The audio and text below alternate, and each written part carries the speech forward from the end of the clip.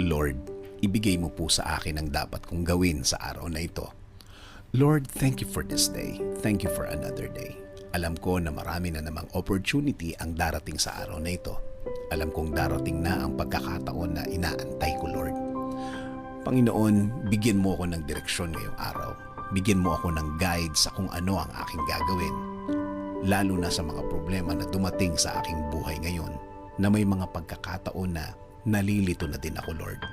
Ibigay mo po sa way ko ang mga sagot at solusyon sa mga dalahin ko ngayon, Panginoon. Ilayo mo po ako sa mga pagkakataon at mga tao na naglalayo sa akin sa sagot ninyo sa aking mga problema, Lord. Ilagay niyo po ang mga tamang impluensya sa aking araw-araw, Lord. Mga tamang tao na mag-i-inspire sa akin. Mas magbibigay ng mga paliwanag